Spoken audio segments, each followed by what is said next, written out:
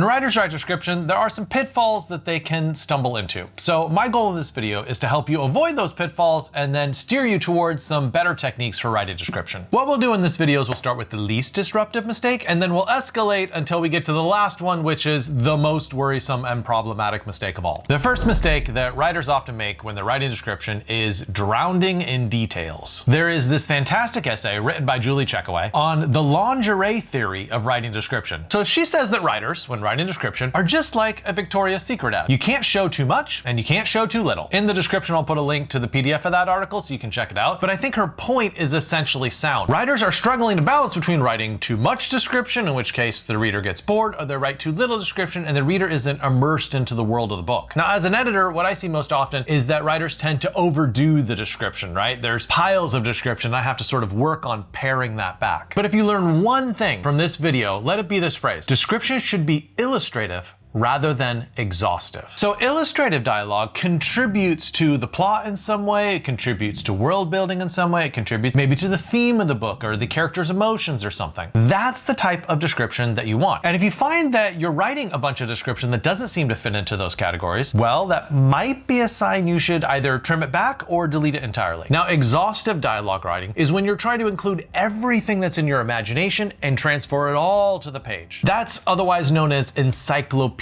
information. And listen, I know you have a fantastic imagination, I know you do, but the goal of being an artist is to really control and channel your imagination, not to like push it all onto the reader. You'll end up killing the reader with information. Now, the reason that some writers end up writing exhaustive or encyclopedic amounts of description is because they've been trained on movies. And movies give a wealth of information in a single still. You know, it can be 1 or 2 seconds, but it contains so much information. Look at this still from The Royal Tenenbaums by Wes Anderson. Bill Murray is sitting in his office and he's recording some audio notes for himself. But look at the wealth of detail in this single shot. You have that map with all the stuff pasted over it. You have the anatomy posters. You have all the old technology, the recording device, the movie device. You have devices I don't even know what they are. You have the file cabinet. You have the old television. You have the lamp. You have the desk. You have the green couch in the foreground. So a movie can include all those details and it's no big deal because it doesn't take time or attention away from the viewer. But if you try to include all those details in fiction, you're gonna bog down the narrative and the reader's not gonna be able to plow through all of it. The second blunder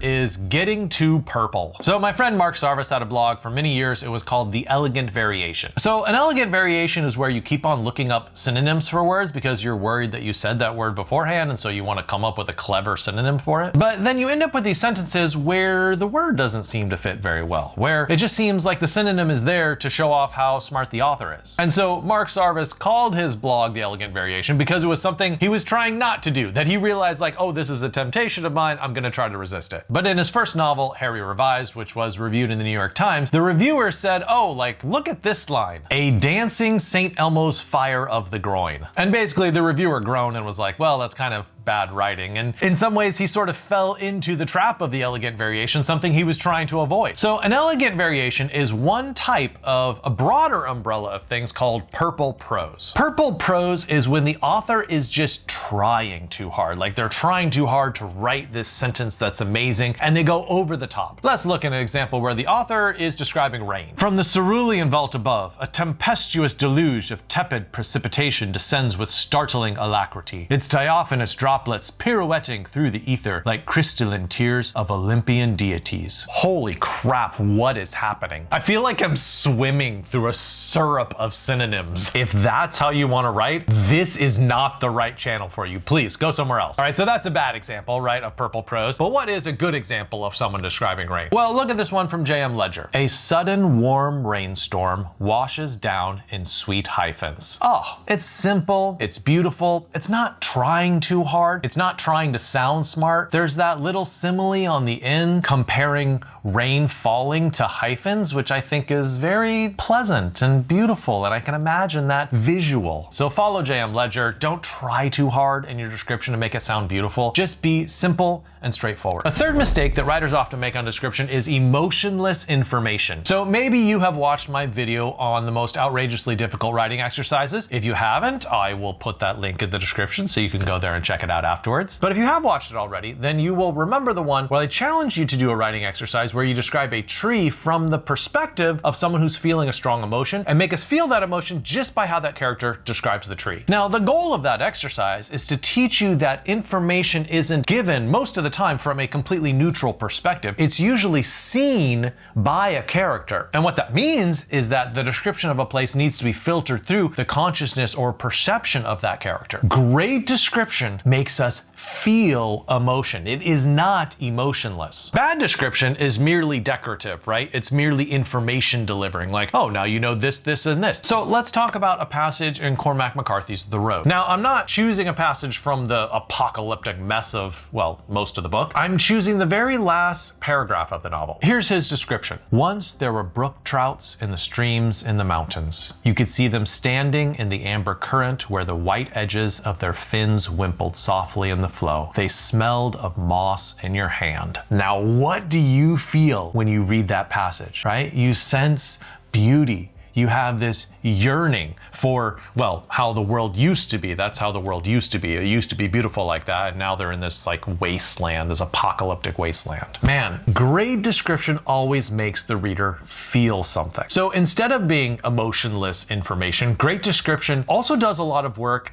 in terms of characterization. I was just reading John Steinbeck's Cannery Road, and in it he shows two soldiers and the girls they've been dancing with all night emerge at dawn from this nightclub. They have been dancing and flirting all night long. They are very happy. And so how does Steinbeck describe the dawn? Well, he describes it happily because the characters are so happy. The gentle morning waves licked up the beach and whispered softly. The fine smell of seaweed came from the exposed rocks. It's funny because normally you wouldn't think of seaweed as smelling fine, but like to these characters, oh, it smells fine. Everything smells fine. A sliver of the sun broke over the land and gilded the water and made the rocks yellow. Gilded, right? That's a term for like covering something with gold. That's how good these characters feel in this moment. So remember, the description is never only about the thing described, but also the describer. And if you want to be even more amazing as an author, please hit that thumbs up button, say something in the comments, or subscribe. The fourth mistake that some authors make when they're writing a description is sensory deprivation. So you know those tanks filled with salt water? People go, they lie down in them, it's completely dark, and their goal is to deprive themselves of all senses. It's supposed to be like this super meditative reset. I don't know, I've never done it. If you have, tell me in the comments whether it's as like magical as everyone says. But here's the thing, I feel like the description of some authors sort of works like a sensory deprivation tank. It is depriving you of the full range of senses, and instead, it only concentrates on one sense. Usually, that sense is sight. This is probably because the influence of the movies, right? Because people's imagination is entirely tied to the way that a camera operates. And so when they think describing a scene, they describe it almost entirely in terms of what their eyes are viewing. So your goal as an author is not to deprive the reader of all five senses. It's to get past sight and get to more interesting senses. So let me give you a writing challenge. It is the 4 senses description challenge. And in it, you have to write a paragraph that uses 4 out of the 5 senses. Why not 5? Well, when I've tried this before, authors often struggle to get all 5 in a paragraph. It feels a little forced, a little contrived. Usually it's taste, right? Taste is the toughest one. So my recommendation would be to focus on 4 of them. If you hit 4, like, you're doing pretty good. We're gonna look at a passage from Laura Esquivel's Like Water for Chocolate. And here's a great example where actually all 5 senses are used. And you can pause the video and read it for yourself. I'm just gonna highlight the senses. We have smell through onions. We have sound through crying and sobbing and half dead. We have taste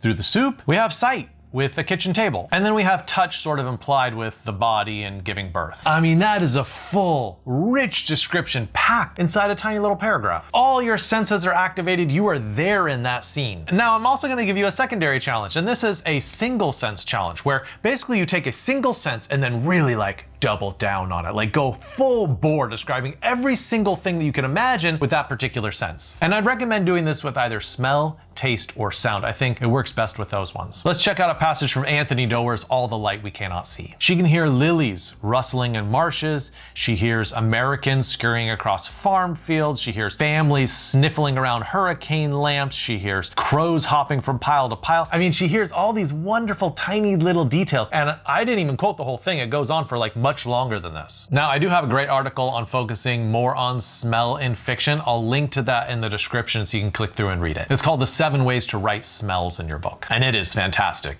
by the way, so you should totally click and read it. The 5th blunder that some writers make when writing description is celebrating cliches. So in my book, The Linchpin Writer, I have a chapter on describing characters. And one of the things I complain about is far too often, writers first describe characters by 2 things: their eye color and their hair color. Now listen, I don't have anything against eye color and hair color. If you want to include those things, then fine. I think my point is that when that's always the first thing that you include, and also certainly when that's the only thing that you include, that's a problem. What you're doing is you're stepping into this cliche of only describing hair and eye color. You didn't know that was a cliche, but trust me, it is a cliche. And my goal as an editor and as a writing coach is to sort of push you away from that and make you try to think of descriptions in more original ways. And I give a whole bunch of examples of that in The Linchpin Writer of really fantastic character descriptions as well. Now let's look at another place where writers often get tripped up. Say when they're writing a description of a sunset. What are some cliche descriptions of a sunset? The sky was a glorious pink. Okay,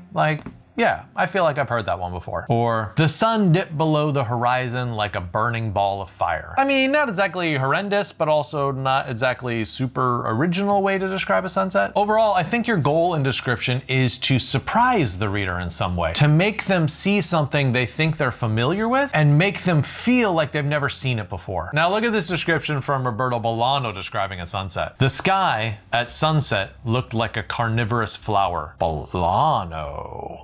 I have certainly never read a description of a sunset that way, but I can imagine that horrifying reds and almost like it wants to come out and eat you or something. What I like about that description is it's opposite in tone from normally the way that you describe a sunset. Normally you describe a sunset as being beautiful and happy, and he describes a sunset as being menacing, which I like that surprise. That's interesting. The 6th mistake that some writers make is screwing up the order. So there is a progression when you'd write a description, right? So say in a paragraph level description of a person, what sort of order should you follow as you describe them? Because the wrong progression will definitely jar the reader and make them feel confused. So quiz time. You didn't know you were getting a pop quiz, were you? But you are. So I'm going to give you 2 options, right? 2 orders to describe a person, and you're going to tell me which one you think is right. Here's the first order: eyes, shoes, hand tattoo, hair, skinny legs. And here's the second order: shoes, skinny legs, hand tattoo, eyes, hair. So pause the video and try to figure out your answer, because there is a right answer. One of these is definitely bad. Got your answer? Do you know why it's the right answer? Okay, the right answer is number 2. The first order is completely the wrong order, and here's why. The first order jumps all around the person's body. Goes from eyes, then shoes, and then back to hand tattoo, and then up to hair, and then down to skinny legs. We are all jumbled up. It doesn't give us a clear vision of that person. While the second order, on the other hand, goes very methodically from bottom to top. Start at the shoes, then up to skinny legs, then up to hand tattoo, then up to eyes, then up to hair. It's much easier for our brains to comprehend that second description order than the first one. So when you are writing a description, make sure it is an ordered description. Order based on bottom to top, or order based on from close to far away, or from far away to close, or certainly order based on importance, right? If there's a person, say, carrying a gun, or if a person, say, is 7'5",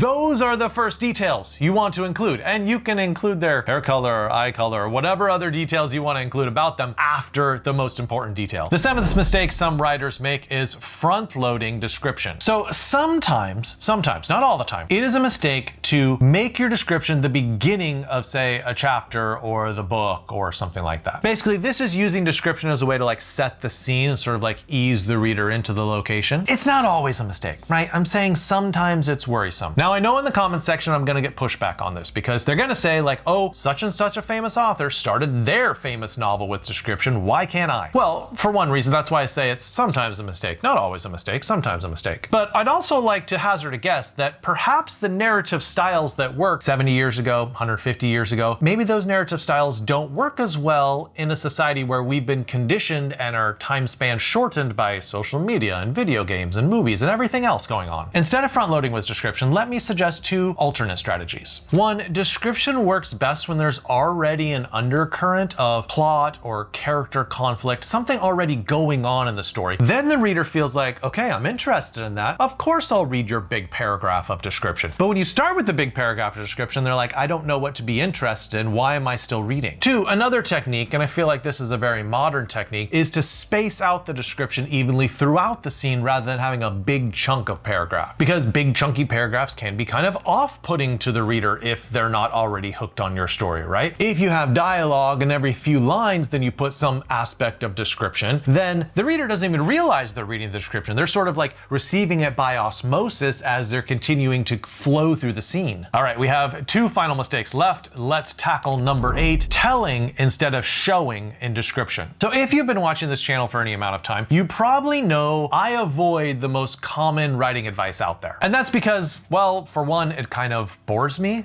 right? Like, I learned those eons and eons ago, and I'm interested in more advanced techniques. But the second reason is there's probably like hundreds of other YouTube channels where you can go and have them tell you about like show, don't tell. Like, that's great. If that's what you need, like, get it from those channels, not from me. But I do bring it up here because I think it's very useful to think about that technique in terms of description. We all need a reminder now and then of the basics. So here we go. In Fitzgerald's The Great Gatsby, he doesn't tell us, oh, Gatsby's very mysterious and rich. No, what does he do? He shows us. In the blue gardens, men and girls came and went like moths among the whisperings and the champagne and the stars. Ah, see, we get visuals. He shows us. Or in George Orwell's 1984, he doesn't tell us, oh, you know what? The government is really oppressive. No. He shows us. The black mustachioed face gazed down from every commanding corner. Big brother is watching you, the caption said, while the dark eyes look deep into Winston's own. You're under surveillance, man. You feel those eyes upon you. If at all possible, when writing description, try to show the reader rather than telling them exactly what to think and feel. And now it's time for the last one, which I told you at the beginning of this video is the most important one, and I was serious, right? This is probably the most common error, and it's an error that we all fall into. It is number 9, the lack of specificity. I'll say it again. You can always get more specific in your descriptions. It is very, very rare that specificity will ruin a description, unless you're Kafka. If you're a Kafka, well, then be as imprecise and as unspecific as you want. But take a line like the old car sputtered down the street. Well, I mean, we know there's a car, we know that it's sputtering, so that's, you know, kind of a powerful verb, but I think we can improve on its specificity. The 67 Chevy backfired twice before lurching forward, leaving a trail of blue smoke in its wake. Oh, you see a lot more now, don't you? We got a much better sense of the car, we have a much better sense of that smoke, we have a much better sense of the sound. Now, you don't have to write this all the first time, right? But certainly in your process of revision as you're going through your description, here are 5 strategies that you can use to get more specific. 1, add specific measurements, right? Use exact numbers, distances, or sizes. 2, include unique characteristics. You know, mention some quirks that make this object or scene a little different than the normal. 3, use similes and metaphors. These tend to be more original, and when you compare things to unlike things, it gives this little pop of recognition to the reader. 4, describe motion or action, right? Describe how things are moving or changing in a scene. And 5, and I think this is the best piece of advice, is to focus on small details. Focus on the type of stuff that most people, when they look at this, would overlook. But you're directing your attention to this one surprising detail that really stands out and completes the description for the reader. All right, I hope that helped you with your descriptions in your novel, and don't forget to subscribe because I want to see you again.